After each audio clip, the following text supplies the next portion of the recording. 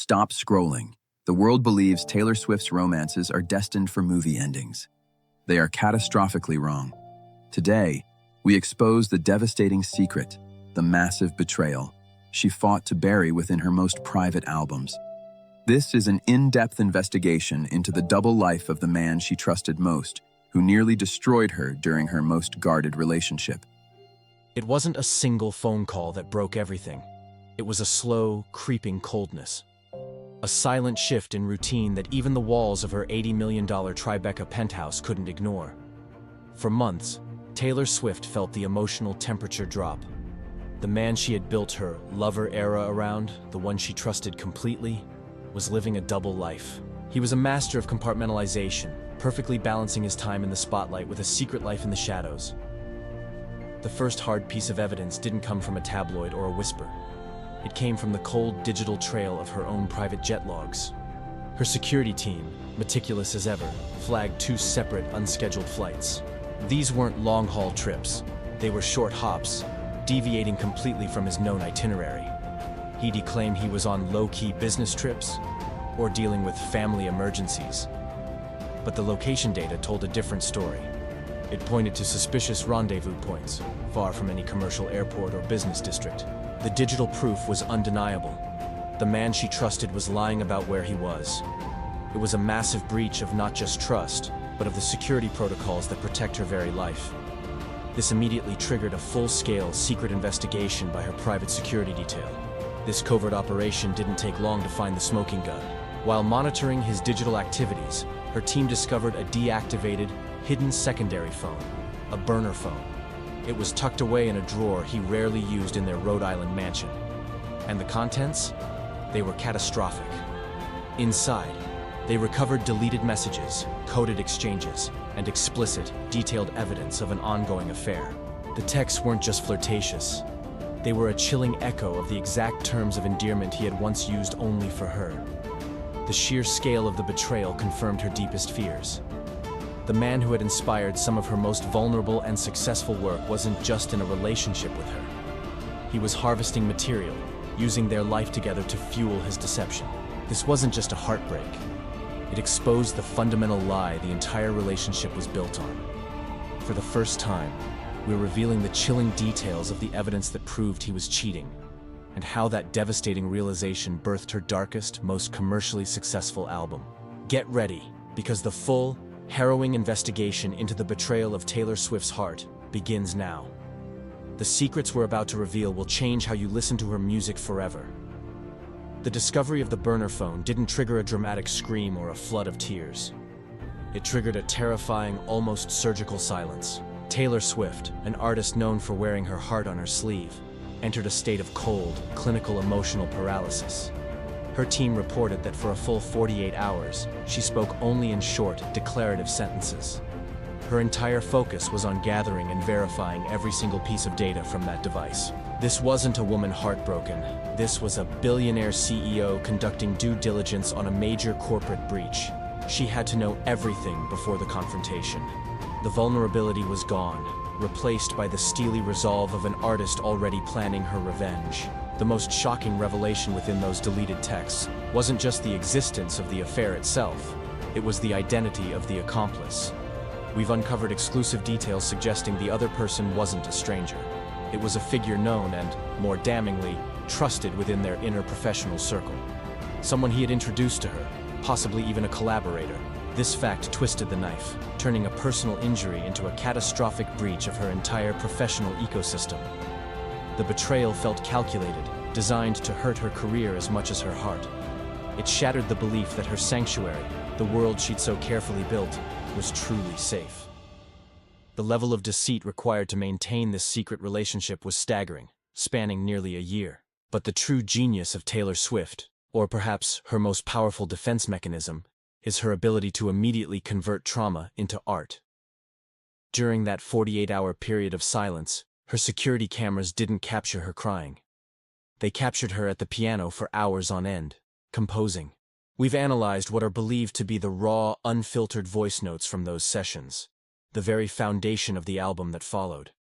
The lyrical fragments are direct, visceral reactions to the proof on that phone. Phrases about unhinged silence, the ghost of a double life, and the chilling line, "You didn't just break the promise, you monetized the betrayal." These weren't the poetic metaphors of her past work. This was forensic evidence for her emotional case against him. She wasn't just writing a song, she was building her narrative.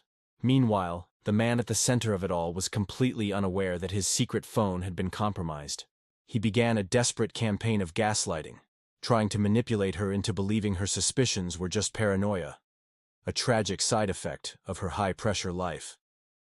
He ramped up the public displays of affection, intensified his emotional assurances, all while she held the undeniable digital proof in her hands. This was the ultimate psychological warfare between the deceiver and the betrayed artist. Her fame and wealth, often seen as a burden, became her greatest asset, allowing her to conduct a secret investigation that most people could never dream of. The stage was set for the inevitable confrontation, but Taylor Swift was walking into that fight armed with more than just accusations. She had the entire story. She had the receipts. She had the truth. Thanks for watching. Don't forget to like and subscribe for more. The confrontation wasn't a screaming match. It was a cold, quiet ambush inside her high-security Tribeca Penthouse. Taylor Swift had orchestrated the entire meeting with the precision of a military operation. She offered him a glass of wine, her calm so terrifying it was clear a storm was brewing just beneath the surface. He arrived, still playing the part of the devoted partner, completely unaware he was walking into his own professional and emotional execution. For the first 5 minutes, he continued his attempts at emotional manipulation. It was a desperate, last-ditch effort to convince her she was just being dramatic or overly sensitive. He tried to rewrite the narrative, blaming her fame and the pressures that came with it for what he called her paranoia. But he was talking to a ghost. Then, Taylor Swift dropped the first bomb. She didn't shout. She just calmly placed a deactivated burner phone on the sleek marble table between them. The color instantly drained from his face as he realized the true depth of her investigation. His carefully constructed facade shattered. The emotional collapse was immediate. His flat-out denial quickly turned into sputtering excuses. He claimed the other person was just a mistake, a moment of weakness. But Taylor Swift was merciless. She methodically presented the full dossier she had compiled. There were the private jet logs, detailing the exact dates and times of his deception. Then came the recovered, deleted texts, which proved this wasn't a one-time error, but a calculated, sustained affair. And finally, the financial records, which showed he was paying for hidden hotel rooms, sometimes just blocks away from where they lived. She used his own words against him, reciting back the intimate promises he had made to the other person. Promises he thought were safely deleted. The most shocking moment of the entire encounter came when he finally confessed. But it wasn't out of remorse. It was a desperate, last-gasp attempt to salvage his public image.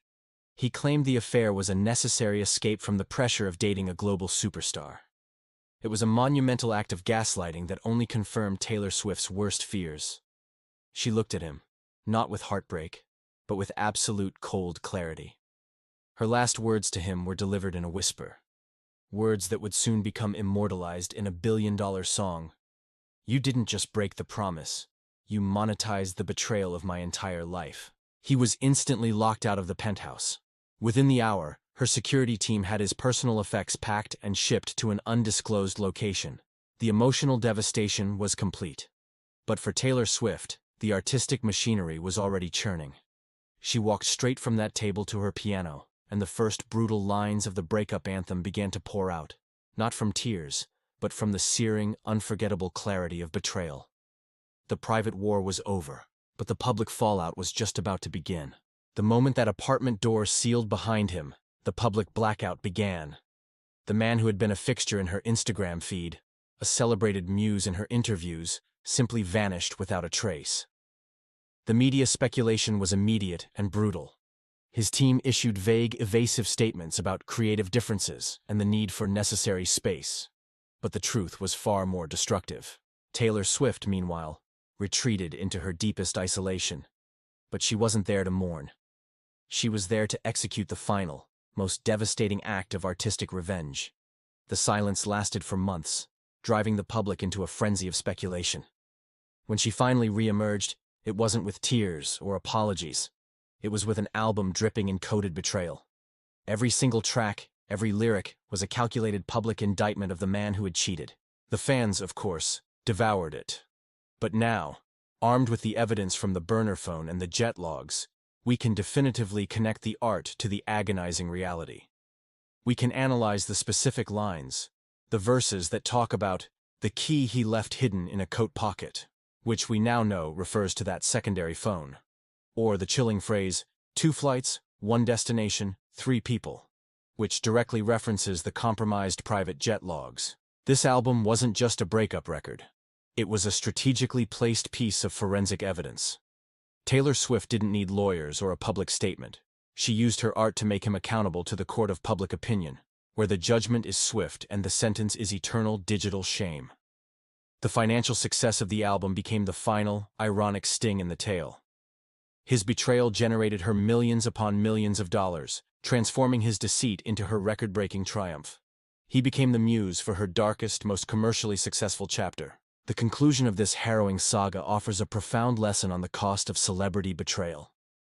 The man who thought he was powerful enough to deceive a global icon learned a hard lesson.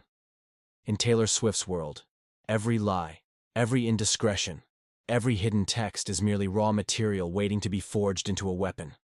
She is the ultimate survivor, who didn't just heal from the injury.